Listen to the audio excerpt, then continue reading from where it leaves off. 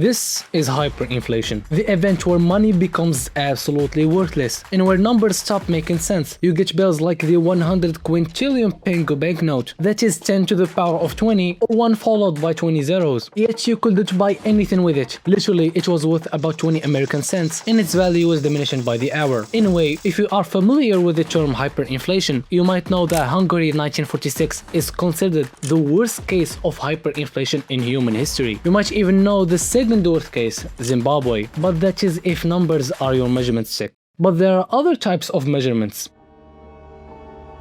Today I am here to challenge that framework and say that Zimbabwe is a much worse case of hyperinflation than Hungary. And to tell you where I'm coming from, if we stop obsessing about huge numbers and actually look at what the inflation did to the people, you start getting a whole new perspective on this. And for those of you who know nothing about either of these hyperinflations, stick around and don't worry, because throughout this video I will be trying to paint a picture of how bad the two hyperinflations actually got, before just giving a verdict of this is worse than that.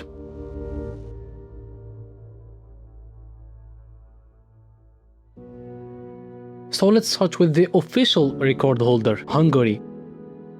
In the brief period of 13 months between August 1945 and July 1946, Hungary had the worst hyperinflation on record by numbers. And it all started with the Soviet occupation. Because of the USSR, the Hungarian government did not enjoy full sovereignty. That proved to be a bad thing, as the Central Bank of Hungary continuously warned about the consequences of the monetary policy that was being followed at the time. Hungary actually had a hyperinflation just after World War I, so they knew how the current scenario will play out. When the central bank warnings fell into deaf ears by the Soviets, Hungary will have the misfortune of being the only country to suffer hyperinflations after World War I and the Second World War. There is also the damage dealt to Hungary because of the war. For 6 months beginning October 1944, the front line moved across Hungary, and with that it brought heavy fighting and casualties. Budapest, the capital, was liberated after a very long siege, and as the German army retreated, they stole most of the portable capital stock to bring back to Germany, and destroyed much of what little infrastructure remained. And to add salt to the wound, very much of the remaining physical capital was taken by the Soviets. Estimates on how much of the Hungarian non-human capital was destroyed because of the war had reached 40%. And even after the war ended, Hungary had to pay a huge amount in reparation costs to other countries, reaching $300 million.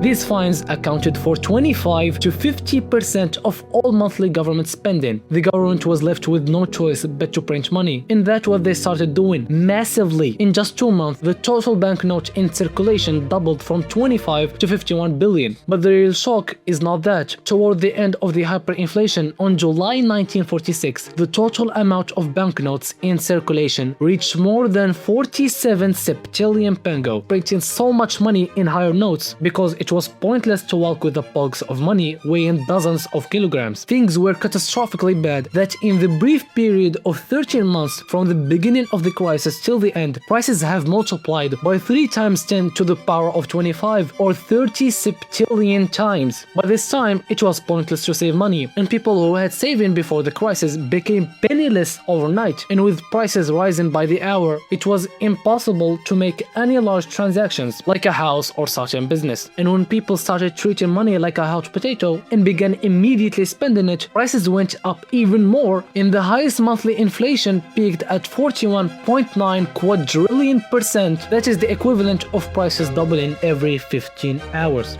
And with all of this, we just took a really hard hit, but the workers never actually protested. They just took the hit and stayed silent. Their work conditions were often described as exceptionally harsh, and yet nobody quit, because quitting will likely mean starvation, because there is simply no alternatives.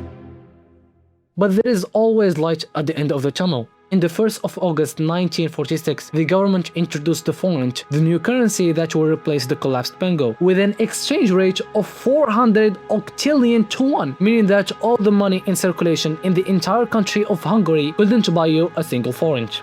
That was the Hungarian hyperinflation. Brief, sharp, and actually got a good reform. But you will ask me, what could possibly worse than prices multiplying by 30 septillion? Turns out, a lot.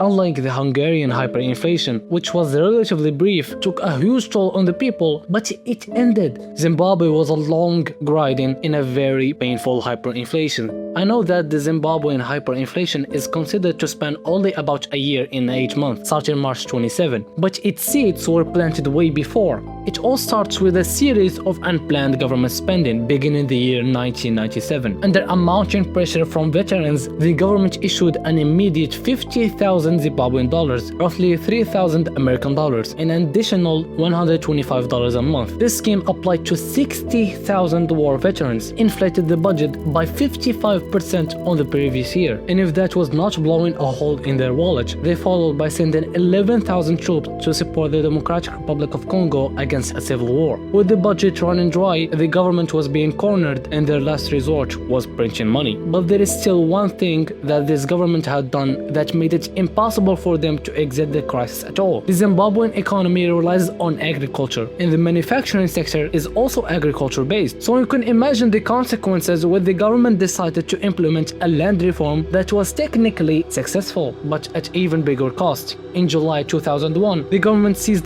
8.3 million hectares of land, and that number jumped to 35 million in late 2002. The majority of farmers left, and the banks were constantly dealing with unperforming loans from people that were evicted from their farms. Because of all of this, for the 7 years starting 2000, GPD fell by 40 and 60%.